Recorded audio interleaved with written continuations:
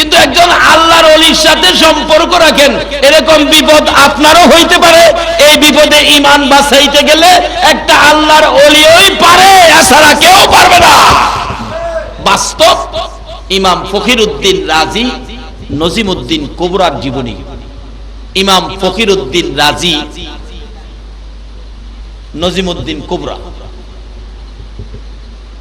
ইমাম ফখরুদ্দিন রাজি বিরাট বড় আলেম ছিলেন, উচ্চ স্তরের জ্ঞানী ছিলেন।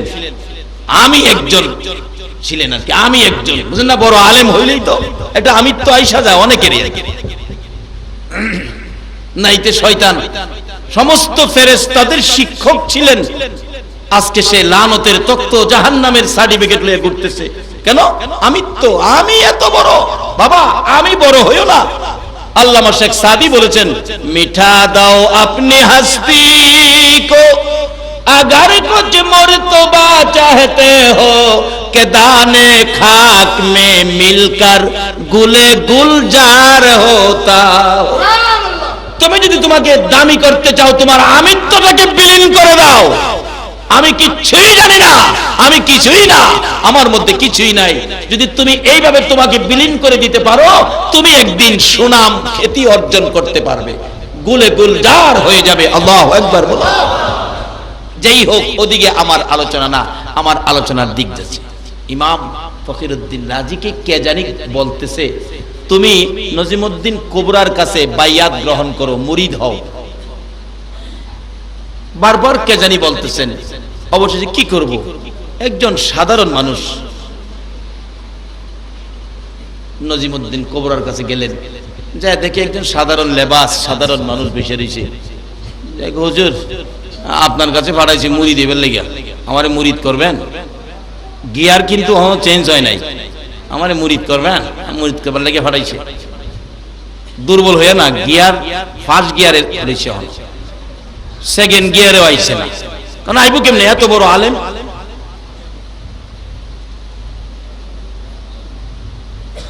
উনি অন্তরের চোখে দেখে যে না, এখনো গিয়ার চেঞ্জ হয় নাই। বলতেছে, বাবারে, তোমাকে বাইন্দা রাখার মতো রশি আমার কাছে নাই, তোমাকে মুরিদ করার মতো শক্তি আমার ওখানে হইছে না। না, মুরিদ করতে হইব। তাইলে একটা কাজ করো, কি আমার জন্য একটা সদাই নিয়ে আসো। যদি সদাইটা আনতারো তাইলে তোমারে মুরিদ করব। সদাইটা কি? ইতিহাস লেখে, তাদের জীবনী লেখে, সদাইটার নাম ছিল নাচিজ। নাচিজ কোন সিজই না, নাচিজ। কইটার লেগে থাকবো লইয়ামু। তো মৌলবী তো বিরাট বড় মৌলবী, দোকানদারের কাছে গিয়া কো, ভাই সাহেব নাচিজ বিক্রি করেন? নাচিজ। দোকানদার কয়, এদিকে মাথাটা এদিকে নেন, ফ্রিজের পানি দিয়ে দেই। কেন? এই মৌলবী, নাচিজ কোন সিজ আছে? কই আমার হিসাব কি কইল? আরেক দোকানে গেছে, ওষুধের দোকানে, ভাই সাহেব নাচিজ বিক্রি করেন আপনারা? ওষুধের দোকানদাররা কয়, এটা মাথার দোষ, এটা ইঞ্জেকশন দিয়ে দেয়। আরে কি ব্যাপার, মাথার দোষ কোন? হ্যাঁ, আমার হিসাব কইছে। জান নাচিজ কোন চিজ আছে? সারাদিন ঘুরছে, নাচিজ কোন চিজ পাইছে না। অবশেষে নাচিজ না পাইয়া সারাদিন ঘুইরা বিরক্ত হইয়া রাত্রে ঘুমাইছে। সকালবেলা বাথরুম করতে গেছে, এটা আগেকার দিনের বাথরুম, খালি খালি বাথরুম, মাছা বাইন্দা বাথরুম করে। নিচে ময়লা দেখা যায়, দেখে ময়লার মধ্যে সরু সরু ফুকা গুলি লড়তেছে। এই ফুকা দেখে আরে আমি নাচিজের লেগে দোকানে ঘুরি, নাচিজ তো এইটা পায়খানার ফুকা। কচু পাতার মধ্যে দুইটা ফুকা উড়াইয়া প্যাকেট করে দৌড় দিছে, বিশ্বাবের কাছে নিব, নাচিজ পাইছি। একটু পরে যাওয়ার পরে রাস্তার মধ্যে ফুকায় ডাহে, আল্লাহ আমার জবানটা খুইলা দিবেন? কিনলে গিয়া দরকার আছে, যা খুইলা দিলাম। ফুকায় কথা কয়, হুজুর আমারে কই নিতেছেন? ফিরের কাছে। কিনলে গিয়া ফিরে নাচিজ চাইছে। তা আমারে নেন কে রে? তুই তো নাচিস, তুই পায়খানার ফুকা, এর চেয়ে আর কি আছে নাচিজের? আফসুস, আমি তো লাল মিয়ার দোকানের আপেল ছিলাম, মানুষ শ্রেষ্ঠ মাখলুক, আমাকে খাওয়ার পরে আমি পায়খানা হইয়া ময়লা হইলাম, এই জন্য কি আমি নাচিজ হয়ে গেলাম? আমি তো আপেল ছিলাম। আরেকটাই কয়, আমি তো সবুজ মিয়ার দোকানের ফার্মের মুরুখ ছিলাম, 130 টাকা কেজি কিনে আনছো, আইনা খাইছো, সৃষ্টির শ্রেষ্ঠ মাখলুক, এই জন্য আমি নাচিজ হয়ে গেলাম। আল্লাহ এই বিচারটা তোমার কোর্টে দিলাম, আমি তার বিরুদ্ধে বিচার চাই। আমারে নাচিজ কইল কি লেগা? এই পোকার মুখে কথা শুনে ওনার হাত থেকে পোকাগুলো জমিনে পড়ে গেল, একটা দৌড় মারছে। পিসা হুজুর দেখতাছেন সব ঘটনা, কয় না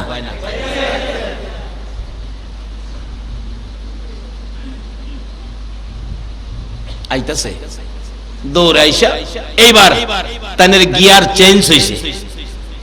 আগে যে গিয়ার ছিল আমি সেই গিয়ার চেঞ্জ হয়েছে। উস্তাদ পিসাব হুজুরের আইসা হয়ে গেছে, হুজুর আমারে মুরিদ করেন। কো বাবারে আমার সদাই কই? ও সদাই আনছি। কই সদাই দাও? হুজুর আমি নিজেই নাচিস। কো বাবা এইবার ঠিক আছে। মিঠা দাও अपनी हस्ती को अगर कुछ मर्तबा चाहते हो कि दाने खाक में मिलकर गुले गुलजार होता। তোমার আমিত্বটাকে বিলীন না দেওয়া পর্যন্ত তুমি কিছু পাইতে পারো না। এবার মুরিদ করছে, এরপরও কয় না এখনো তোমার কিছু চেঞ্জ হয়েছে কিন্তু পরিষ্কার হয়েছে না। পরিষ্কার করার জন্য বলছে বাবা তুমি 12 বছর জংলায় থাকতে হবে, 12 বছর জংলায় থেকে আসলে তারপরে তোমাকে মুরিদ করা হবে। 12 বছর জংলায় থাকতেছে, জংলায় থাকে, আলেম মানুষ তো বসে থাকবে কত, এই পাতালতার মধ্যে কিতাবগুলি খালি লেখে, কিতাব লেখে। এই তার চাইতে বড় আরেকজন হুজুরের সুরত ধরে খান বাহাদুর ইবলিস আয়াত জিগা ইমাম ফকিরউদ্দিন রাজি, কি করো? হুজুর এখানে কিতাবাদি লেখি, কি করব, অবসর থাকি। কিসের কিতাব লেখি? আল্লাহর কোরআন কিতাব, এগুলি লেখি। আল্লাহ বলতে কি কোনো জিনিস আছে? বড় হুজুরটা চিনছেন তো, ইবলিস। এই হুজুরের শাখা গুলা মহনো আছে, সাবধান থেকে। আল্লাহ বলতে তো কিছু নাই। কোন কি? এই যে কিতাব দলিল, এই যে কিতাব দলিল আল্লাহ আছে। এক কিতাবের দলিল দিলে হেলা 2 কিতাবের দলিল দা কাটতে দেয়, আল্লাহ নাই। এইভাবে একটা দেয়, হেলা 2টা দা কাটে, কাটতে কাটতে 101টা দলিল দিছে। ইবলিস 101টা দলিল কেটে দিছে। যত বড় আলেমই হন, ইবলিসের তো বড় আলেম তো রইছেন না। ইবলিস ফেরেশতারা ফরাইছে, কত বড় জ্ঞানী, কিন্তু 101টা দলিল কেটে দিছে। কিন্তু এখন এমন পর্যায়ে গেছে আল্লাহ নাই এই কথাটা উনি স্বীকার করবে ইবলিসের কাছে। আর হায়াত শেষ, আজরাইল আসতেছে, তার রূহ নিয়ে যাবে। এই ঘটনাটা দেখতেছে নজিমউদ্দিন কুবরা। আসরের নামাজের উযু করতে ছিল, বক্তবিন্দরা পানি দেয়, পানি শুধু হাতে ডালে, উযু করে না। ওনার খেয়াল বৈশা রয়েছে এখানে, খেয়ালটা তো জংলায় ডাকতেছে, পানি দিলে খালি ঢালে। মুরিদরা কই কি আশ্চর্য। অবশেষে এই 101টা দলিল কাইটা দিছে ইবলিস। উনি স্বীকার করবে আল্লাহ বলতে কিছু নাই। এই টাইমে লুডার ফানি, লুডার সহ লইয়া ইডা মাইরা ধমক মারছে, আরে কমবখের নাদান, ইডা মারছে। কসমাস দলিল ফলেন নাই, বিনা দলিলে আল্লাহ এক, বিনা দলিলে কি গণ আমরার জন্য কি? বিনা দলিলে আল্লাহ। এই পানির সিডা লুডার ইডা হিসাবের কণ্ঠ কানে গিয়া লাগছে, পানির সিডা লুডার ইডাও লাগছে। তখন উনি চমকা উঠলেন, কে আমাকে ডাক দিলেন? ঈমান হারা হয়ে যাইতো এত বড় আলেম ইবলিসের মতো হয়ে দুনিয়া থেকে বিদায় হওয়ার মুহূর্তে ওই আল্লাহর ওলি পীর সাহেব কিবলা এই বিপদ মুহূর্তে পানির ইডা, পানির সিডা, লুডার ইডা আর কণ্ঠের ডাক পৌঁছাইয়া তখন ওই ব্যক্তি চিৎকার মেরে ডাক মারলেন, বাবা বাবা গো, কে আপনি আমাকে সংকেত দিলেন? তাহলে তুমি তো হুজুর না, তুমি তো ইবলিস। এই আমার পীর সাহেব আমাকে সংকেত দিয়েছে, দলিল ফলিল নাই, বিনা দলিলে আল্লাহ এক, একথাই রাইট, বিনা দলিলে আল্লাহ এক স্বীকার করে নিলাম, কোনো দলিল ফলিল দরকার নাই। এই মুহূর্তে আজরাইল এসে তার রূহ নিয়ে গেলেন, ঈমান নিয়ে কবরে গেলেন, একমাত্র আল্লাহর ওলির নেক নজর থাকার কারণে। বাবারা, ওই রকম একজন ওলি পক্ষে থাকলে আমাদের লাভ হবে না লস হবে? গাউসে পাকের মতো একজন ওলি যদি আমাদের পক্ষে থাকে তাহলে আমাদের লাভ হবে না লস হবে? তাই বলতেছিলাম, গাউসে পাক নামাজ পড়তেন কিনা বলুন? নবীর শিক্ষায় নবীজি কোনো কিছু প্রশ্নের সম্মুখীন হলে 2 রাকাত নামাজ পড়তেন, ঠিক হুবহুব নবীর আদর্শ, নবীর শিক্ষা গাউসে পাকের আছে। একদিন তাহাজ্জুদের নামাজও পড়তেন, গভীর রাতে গর্তে বাইরেছে উজু করব নামাজ পড়বার লেগা। আচ্ছা উজু সারা কি নামাজ হইব? উজু তো করতে হবে।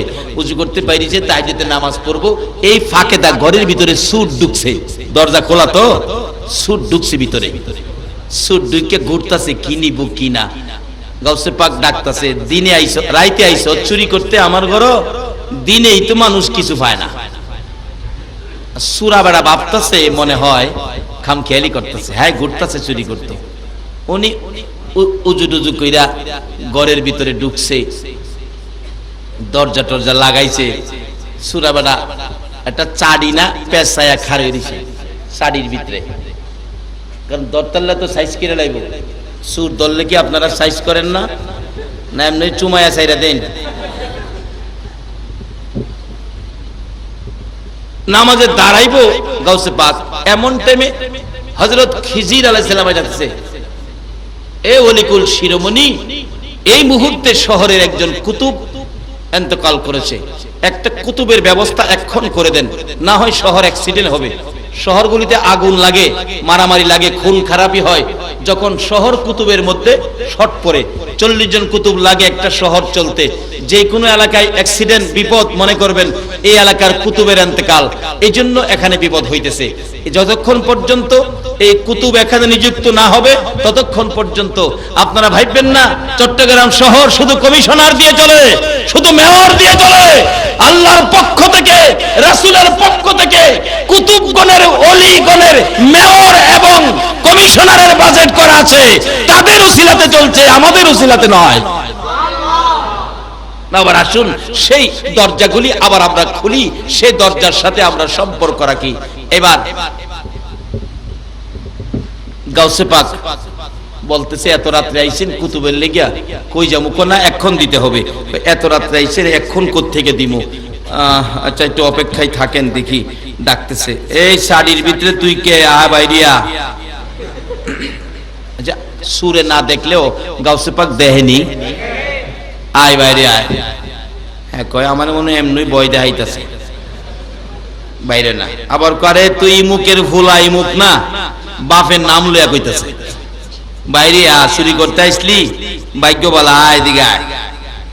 কি করবো? আয়া দৌড়ে ভাইয়া ফিরে গেছে, হুজুর আমারে মাফ করেন, আমি আর জীবনে আপনার বাড়ি চুরি করতে আইতাম না। করে মাফ করবো আল্লাহ, তুই একটা কাজ কর, কি? উজু কইরা যা। সুরে রে কয় উজু কইরাই তো,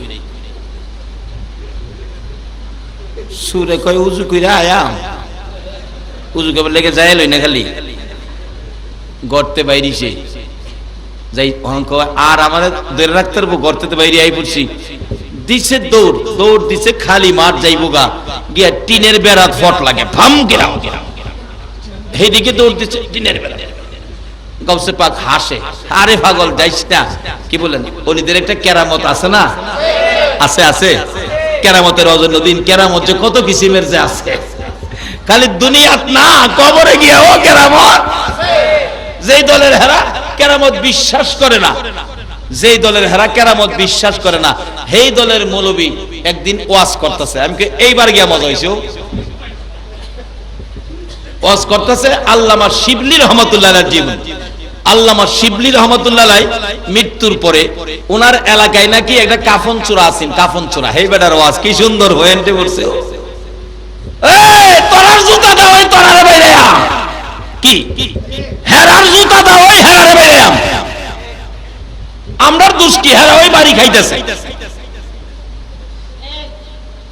ওয়াজ করতেছে। ঠিক এইভাবে আল্লামা শিবলি ওনার এলাকায় একটা কাফন চূড়া আছেন। কাফন চূড় চিনেন তো? কাফন দিয়া মুর্দার মাটি দিয়া গেলে রাত্রে এই কবরটা কুইরা মুর্দারের গায়েতে কাফনটা খুইল্লাই নেহায় বিক্রি করে, এটারে কয় কাফন চূড়া। চিন্তা করেন, রাত্রে কবরস্থানের পাশে দা যাইতে ভয় করে, আর হ্যাঁ কবরের ভিতরে গিয়া মরা মানুষের কাফন খুইল্লাই না বিক্রি করে, কেমন বেসরা। তা আল্লামা শিবলি রহমাতুল্লাহ আলাইহি উনি কাফন চূড়ারে মৃত্যুর আগে ডাইকা আনছে, বাবারে আমার তো মৃত্যু হয়ে যাবে, সময় কাছাকাছি, আমি বেশি দিন বাঁচবো না, তোর তো অভ্যাস কাফন চুরি করস, আমার কাফন তো তুই চুরি করবে। সুরে বলে না শুনে ধর্মের কাহিনী, আমার কাফন তো তুই চুরি করবে। বলে হ্যাঁ, চুরি তো হুজুর করুম, আমার অভ্যাস যেটা। আমার কাফনটা চুরি কইরা কত বিক্রি করবে? আমার কাফনটা চুরি কইরা তুই কত বিক্রি করবে? ও মুসলমান, জানো একজন আল্লাহর ওলির ক্ষমতা কবরে গেলেও থামে না, এটা বাড়তেই থাকে। আজকে এই ওলিদের জীবনী আলোচনা করতে গেলেই আমাদের এলাকার কিছু আলেম ওলামারা ফতোয়া সেট করে এটা বেদাতি। রাসূল প্রেম, ওলি প্রেমের কাহিনী গাইলেই কয় আমরা বলে বেদাতি, আর সারা দাঁত বলে হেরার। বাবারা, এগুলি নয়, সত্যকে সত্যের জায়গায় রাখো। ওলিদের শক্তি আল্লাহ দিয়েছে। ওলিরা শক্তি কখন পেয়েছে? আল্লাহর কোরআন মাইনা, নবীর আদর্শ মাইনা তারা শক্তি অর্জন করেছে। তাদের শক্তিতে ধাক্কা দিও না, এই ধাক্কা তোমাদের উপর আসবে। বরঞ্চ তাদের পক্ষে চলে যাও, তোমাদের লাভ হবে। সকলে বলুন আমিন। এইভাবে থাপা দিয়ে ধরছে, আর ছাড়তেছে না। ধরছে এই জন্য দুনিয়ায় থেকে তোরা আমি টাকা দিয়ে আসলাম, আমার কাফনটা নিস না। যারা ওলিদের কেরামত বিশ্বাস করে না তাদের ওয়াজ কইতাছি। এটার থেকে আমি পয়েন্ট পাইছি মাশাআল্লাহ। যে এলাকায় হেরার এলাকায় ওয়াজ পরে পরে এইটা দিয়ে ওই হেরারে মাইর দেই, ওহন আর কথা কয় না। এবার ধরে রাখছে, অনেকক্ষণ পর ছেড়ে দিছে। হ্যাঁ, মাগো মাগো করে কান্নাকাটি করে উঠছে। ওইটা রাত্রে গভীর তো, বাড়িতে গেছে, যাওয়ার পরে জ্বর আইসা গেছে। পরের দিন সকালবেলা ওই কাফন ছোড়ার মৃত্যু হয়ে গেছে। আল্লাহ বলছে, আমার ওলিদের সাথে যারা বেয়াদবি করবে আমি তাদের বিরুদ্ধে যুদ্ধ ঘোষণা করব। আল্লাহর সাথে কি যুদ্ধ করে আপনারা কেউ পারবেন? গাউসে পাকের জীবনীতে ইবাদত ছিল বিদায় ইবাদতের মধ্যে দাঁড় করাইছে সুর বেড়ারে 2 রাকাত নামাজ পড়। হ্যাঁ কে হুজুর আমি নামাজ পড়তাম। আরে বেটা কথা কইতে নামাজ, হুজুর আমি নামাজ জানি না। আরে বেটা কেন কেমনে বলুন? আরে দাঁড়া। আচ্ছা, গাউসে পাক তো নামাজ পড়ে আল্লাহর সাথে সম্পর্কের জন্য, কারণ নবীজি হাদিস শরীফে রাস্তা খুলে দিয়েছে, আসসালাতু মেরাজুল মুমিনিন। নামাজের, মুমিনের জন্য নামাজ হলো মাওলার দিদার, মাওলার সাক্ষাৎ পাওয়ার বাহন।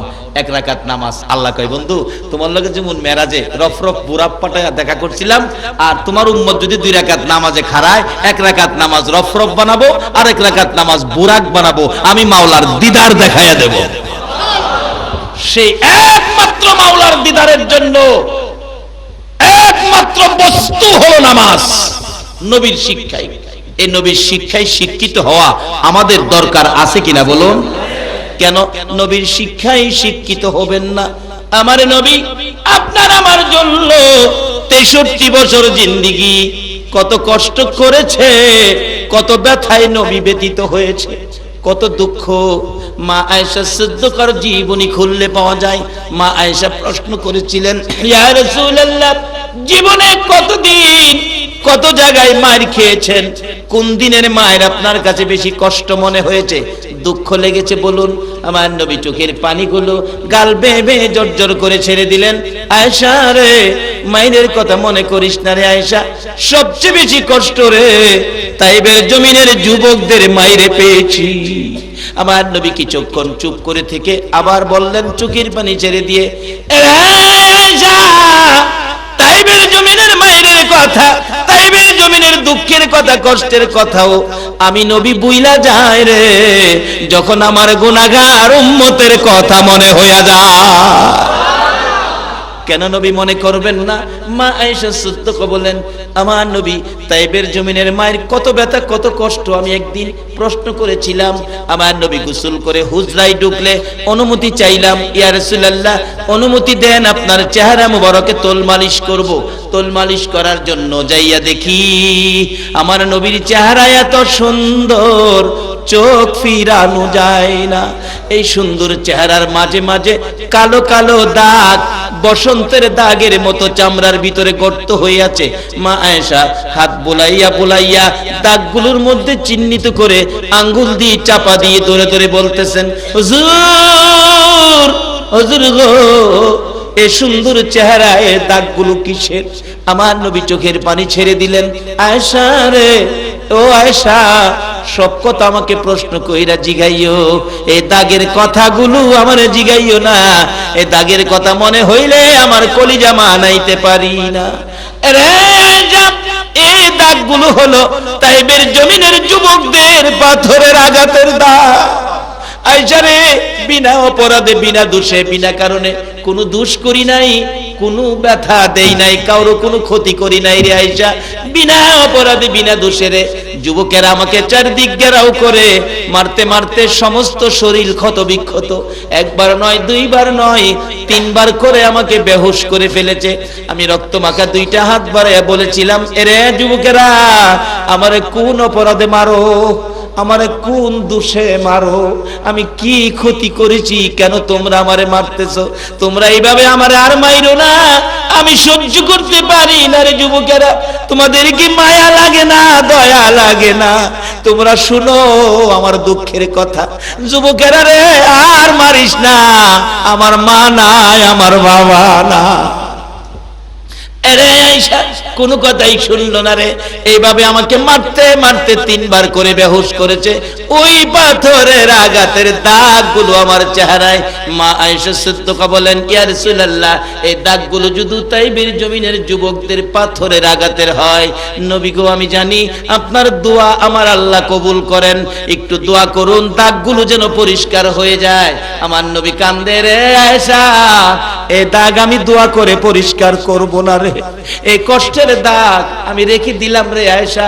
হাসরের জমিন যেদিন কায়েম হবে, আদা দুপুরে সূর্য নেমে আসবে, সূর্যের তাপে মাথার চার ফেটে, নাকে মুখে কানে দিয়ে মগজ গলে গলে বাহির হবে। ওই দিন আমার উম্মতেরা রে আয়েশা, ওই বিপদের দিনে নবী কই, নবী কই কইয়া চিৎকার মারবে। ওই চিৎকার আমি ছাড়া আমার উম্মতের কেউ শুনবে না। আয়েশা রে, ওই চিৎকার শুনে আমি নবী আমার বিপদগামী উম্মত গুলো লইয়া রে এক একটা দাগের বিনিময় কোটি কোটি গুনাহগার উম্মতের নাজাতের দাবি করব।